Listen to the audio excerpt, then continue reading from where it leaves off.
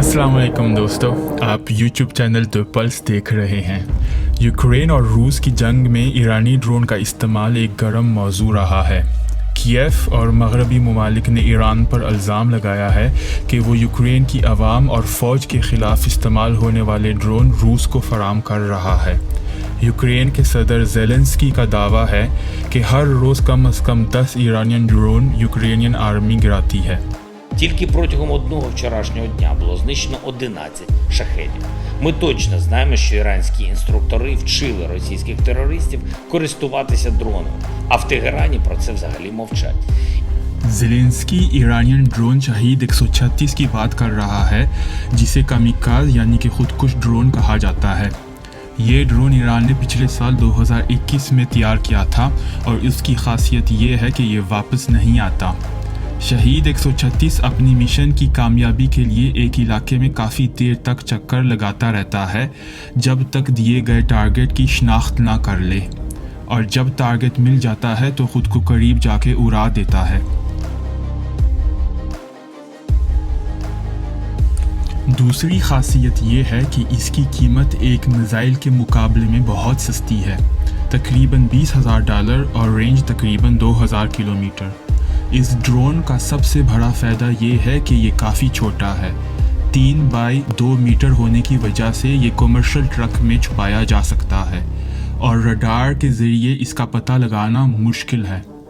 इसलिए ये इस जंग में रूसी हिट एंड रन ऑपरेशन में बहुत कामयाबी दिखा रहा है।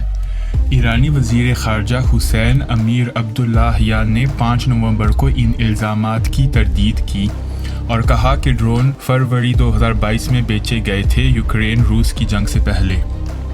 उन्होंने मज़ीद फरमाया कि ईरान इस जंग में हिस्सा नहीं ले रहा। यूक्रेन में जंग बंद होनी चाहिए और फ़रीक़ैन को मुज़ाकरात की तरफ लौटना चाहिए। उन्होंने ये भी बताया कि यूक्रेन के इल्ज़ाम के बाद ईरान अपने महरीन यूक्रेन भेजना चाहता था मगरबी दावे का मुतालिया करने के लिए, लेकिन ज़ेलेंस्की ने मना कर दिया था। ईरानी वज़ीर ख़ारजा की प्रेस कॉन्फ्रेंस के 3 दिन बाद मगरबी मीडिया स्काई न्यूज़ ने दावा किया कि उनको एक नई इंटेलिजेंस रिपोर्ट मिली है जो वाज़िया करती है कि फ़रोख़दारी जंग के दौरान ही हुई थी।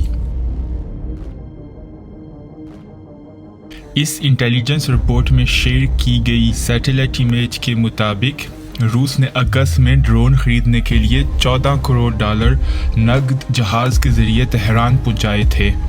19 नवंबर को वाशिंगटन पोस्ट की जानिब से शेयर की जाने वाली एक और इंटेलिजेंस रिपोर्ट में मज़ीद कहा गया है कि रूस और ईरान ने खामोशी से एक मुआहदा किया है कि चंद महीनों तक ईरानी ड्रोन रूस की सरजमीन पर तैयार होना शुरू हो जाएंगे। हम देख रहे हैं कि ये जंग के नतीजे में रूस और ईरान एक दूसरे के मज़ीद करीब होते नज़र आ रहे हैं। ये जंग जो एक यूरोपियन तनाज़ा है उसको एक इंटरनेशनल झड़प में बदला जा रहा है, और जो मुल्क न्यूट्रल रहना चाह रहे हैं उन पर प्रेशर डाला जा रहा है। आज के लिए इतना ही दोस्तों, अगली वीडियो में मिलेंगे। अल्लाह हाफिज़।